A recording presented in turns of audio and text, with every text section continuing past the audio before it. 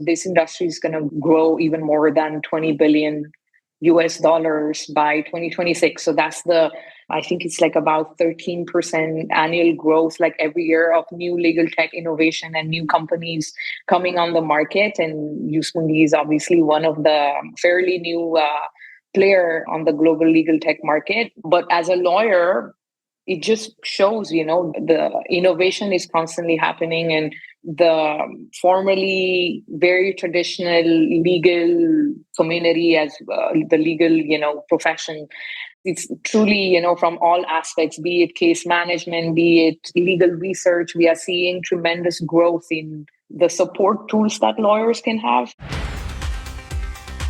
Welcome to On Record PR, where we go on record with industry leaders to discuss best practices for public relations strategies that drive business success.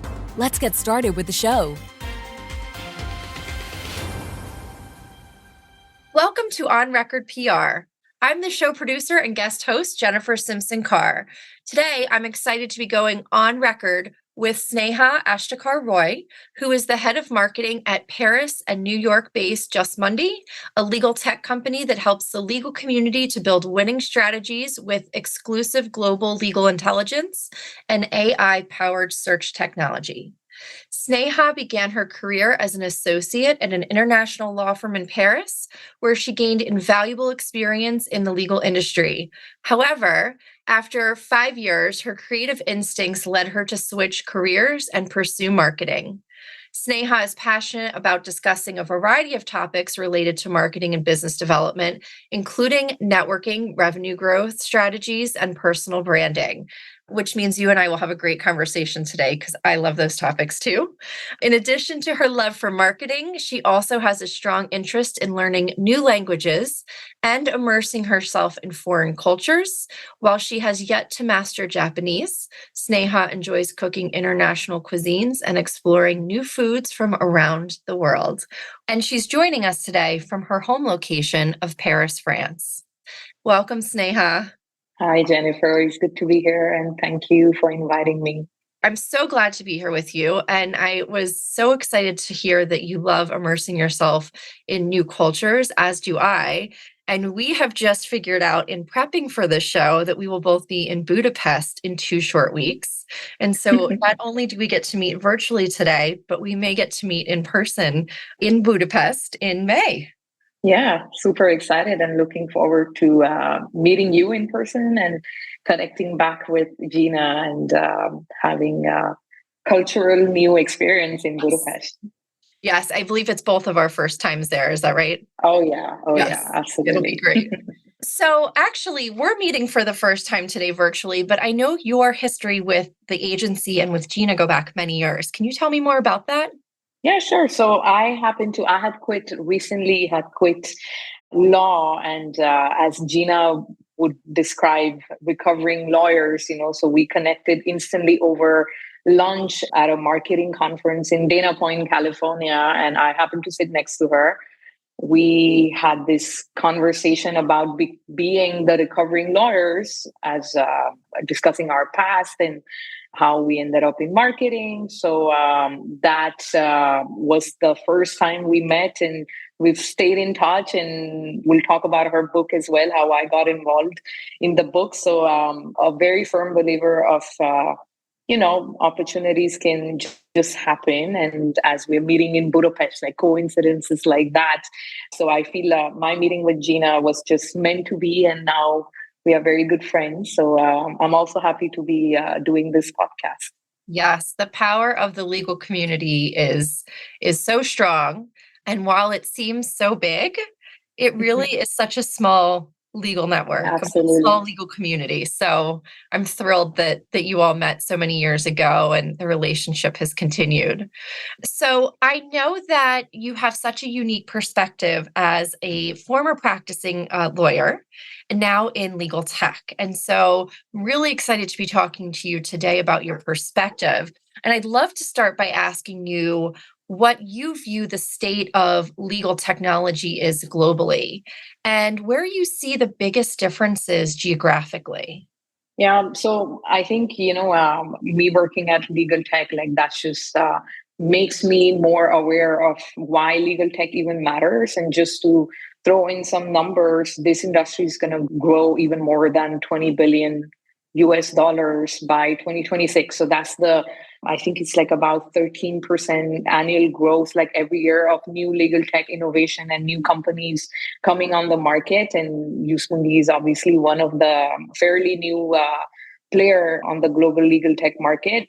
But as a lawyer, it just shows, the innovation is constantly happening, and the formerly very traditional legal community, as the legal, profession, it's truly, from all aspects, be it case management, be it legal research, we are seeing tremendous growth in the support tools that lawyers can have. But at the same time, in my opinion, when I was a lawyer, and this is now way back, like I quit law in 2018, around that time in Europe, I wouldn't say that legal tech was there to support my practice. It was certainly, Mundi didn't exist back then, and I probably wouldn't have quit law. I think if I had them as a support, that just demonstrates, I think, the gap that we have on some of the needs. But overall, like I've always seen London and Silicon Valley and US being more active on legal tech, and that's also on the adopting legal tools and being open to also not having in mind that this tool is going to probably replace me as a lawyer, and that's a threat for me. But when I was practicing law, like it was close to none, and it's clearly not the same today. Mundi is Paris-based, but there are two other legal tech companies, also French innovation, but tapping like global markets.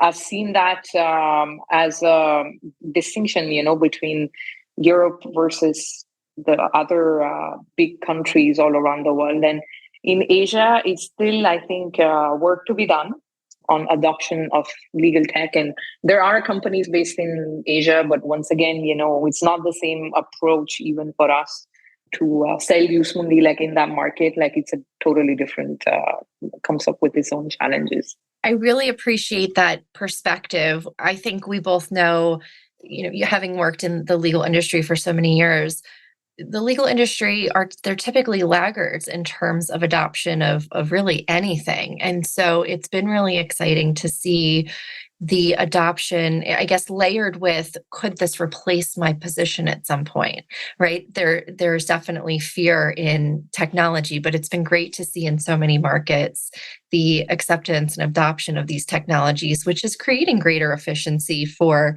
the lawyers and their clients. Absolutely. So technology is impacting so many different aspects of legal globally. And I know that Legal Tech News just published an article by Gina on the impact of generative AI for legal marketing. I read that. Obviously, we're so in touch with, because that's what we do every day. But I know the impact Just Mundi has in the arbitration space. So for our listeners who may not be familiar, can you please tell us more about Just Mundi?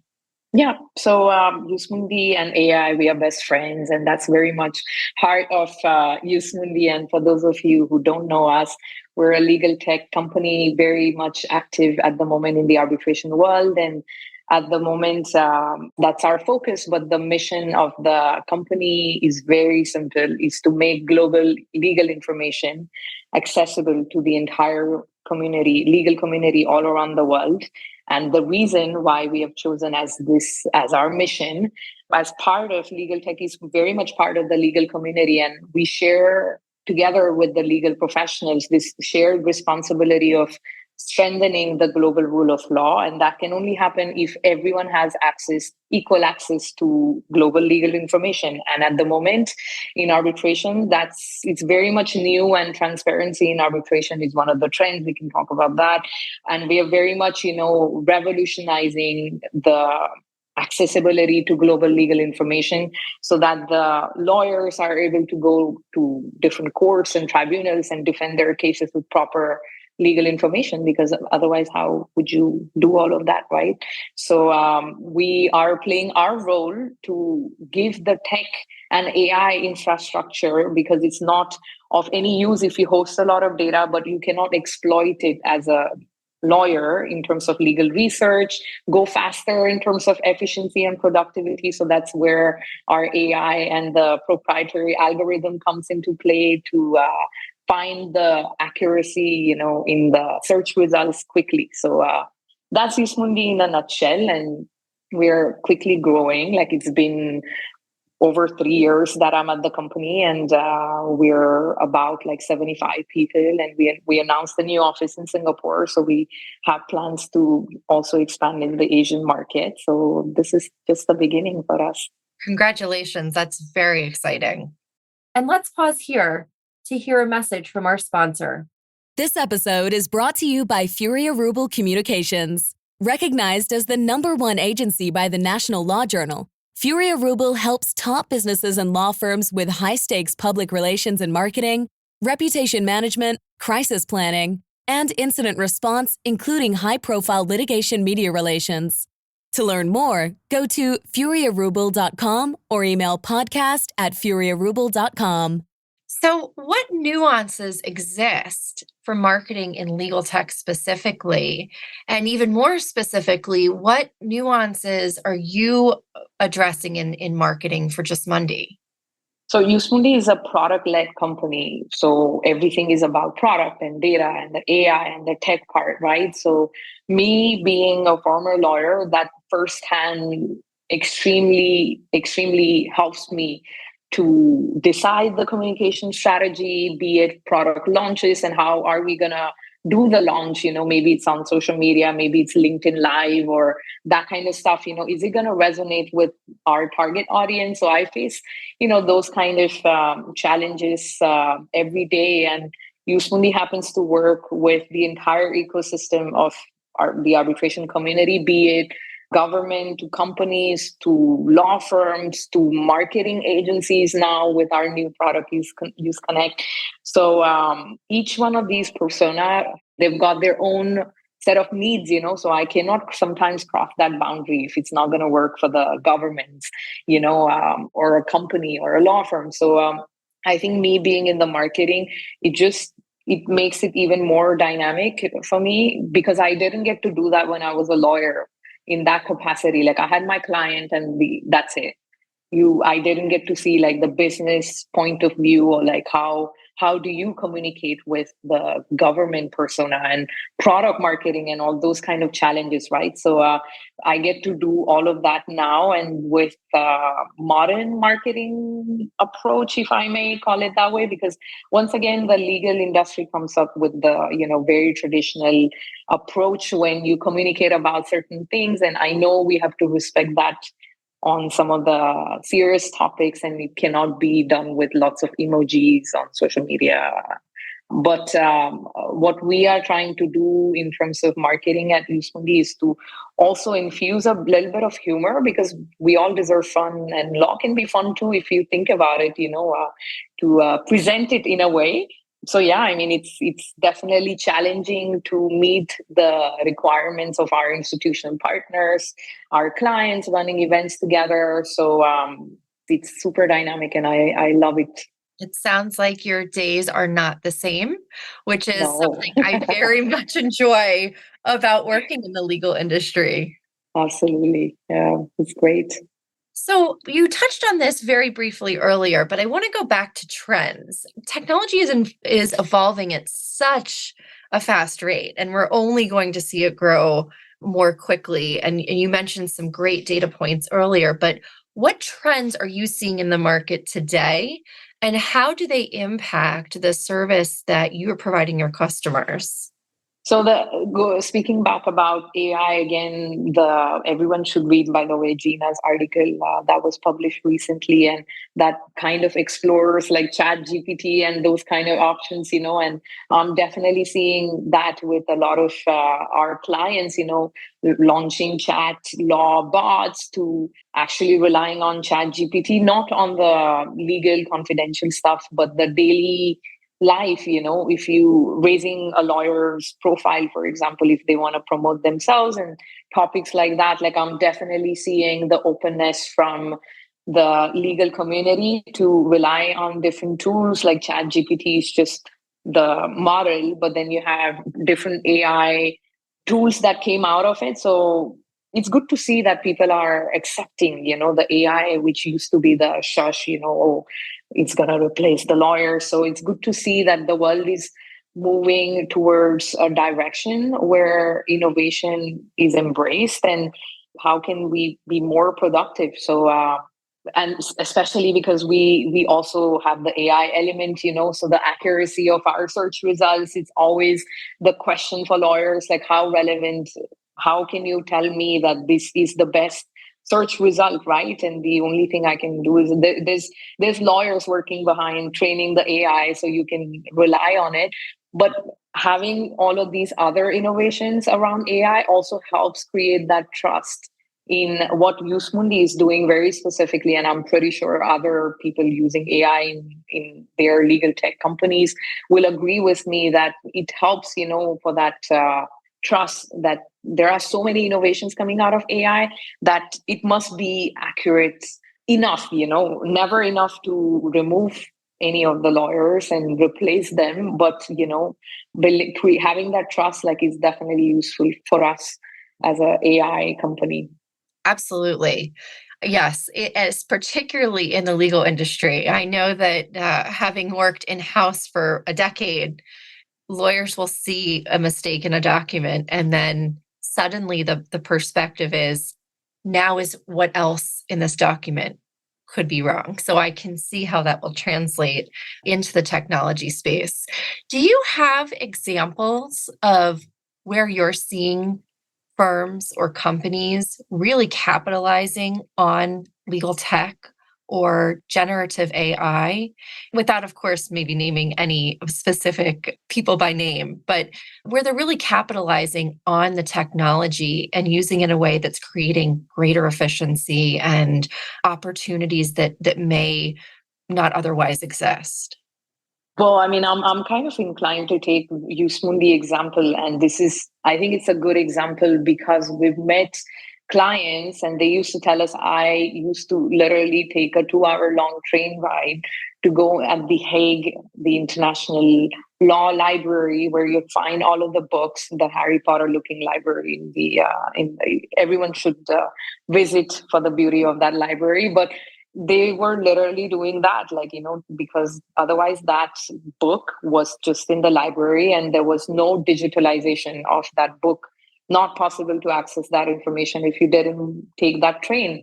So once again, how many people are going to sign up to take that train, right? To get the full overview, get the full information. So now that Mundi exists, you have access to, you just need to have a subscription. And we have open access, by the way, something very important, that we don't hide our data behind the paywall. So the equal access that I talked about, it's just about the efficiency, that you go faster if someone is subscribed to Mundi. But having to see that revolution firsthand, as me also going to those libraries in my past, that's incredible to also see, law firms appreciating the time saved and having not just Mundi, but we also, we have different other companies. If I have to cite, there's Ironclad, they're the first legal unicorn company in the market, and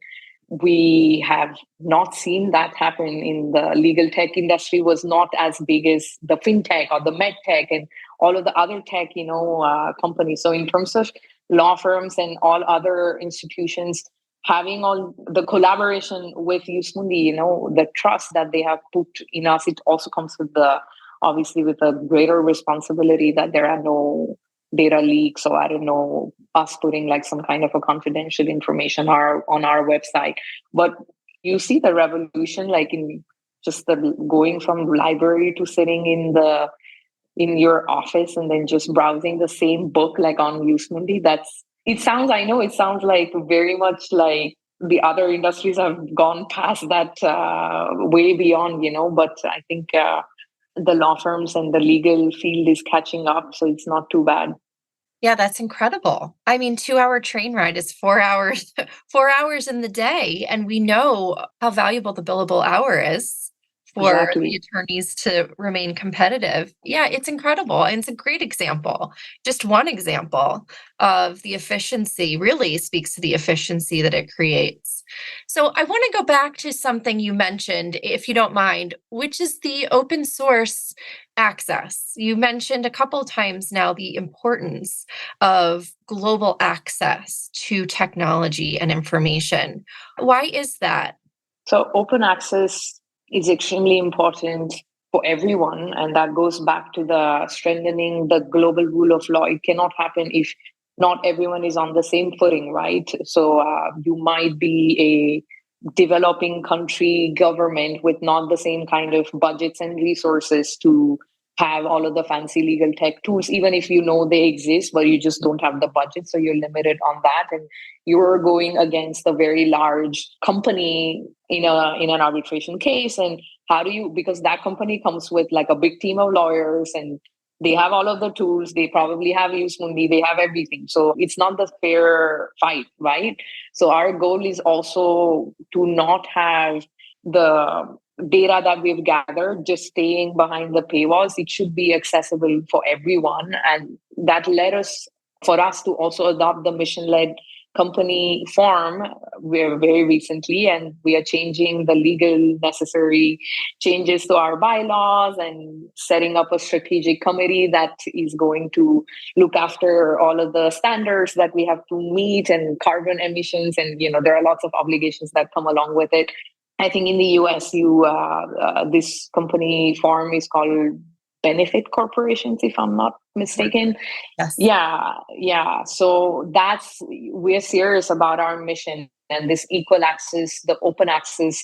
Just for our listeners, what does it mean? You can go without even having an account on Mundi, and our search bar is very much on our website, and you can type whatever keyword you have in mind, and you have the case document or the search result pops up.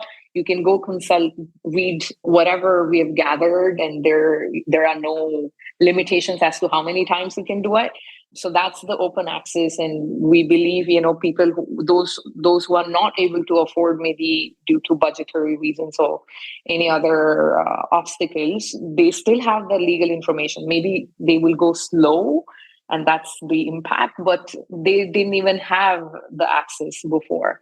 So the open access truly helps the entire global community, and we have a partnership with the International Labor Organization, ILO, to give Use Mundi for free on their top list of underdeveloped countries. And I think there are about 80 countries in total on that list, and they have Use Mundi for free. Universities, governments, and whoever is in those countries, they use Mundi for free. So we're a legal tech company that cares about what's going on around us, and it's not just always about increasing our revenues and just launching innovation without caring for global justice and access to justice. Those are very touchy topics for all of us as part of the community. So it's a beautiful mission, and that's also one of the reasons why I like what I do. It's meaningful. I see the impact, and it's very much satisfactory to see how the open access can improve the life of someone. That's incredible. You must be so proud. I can imagine what an exciting time it is for Just Mundi. For those that know me, one of my favorite sayings is a rising tide lifts all ships. And it's really inspiring to hear the work that Just Mundi is doing to give access globally. So congratulations. I'm so thrilled to meet you in person in just a few weeks. We are going to have to raise a glass to your new office opening, your new company status. It'll be such an honor to meet you in person and to introduce you to our international affiliates, Francois LaSalle, who is also based in France, and Łukasz Woloweski, who's based in Poland, who will be with us there. I know they'll be thrilled to meet you as well. And before we end our time together, can you let our listeners know where they can get in touch with you if they'd like to learn more about you or Just Mundi? Sure. So I am very much visible on on LinkedIn, so everyone can find me. I think you can type my name and my profile. I think I'm the only one with that full name, so very easy to find me. And about to learn about Mundi, you can always follow our LinkedIn page and go experience the open access firsthand on our website. That is usemundi.com. And voila, I think that's it. We will link to all of those places and make it very easy for our listeners to access that information in our show notes. I just want to say thank you again. It's been such a pleasure chatting with you about a very important and impactful topic in our industry. And thank you to our listeners as well. Thank you. Thank you for listening to On Record PR. Visit our website, onrecordpr.com, to subscribe to the show, share it with your friends on social media, find show notes, additional episodes, and more information. We'll see you next time. In the meantime, feel free to send us questions or show ideas at podcast@onrecordpr.com.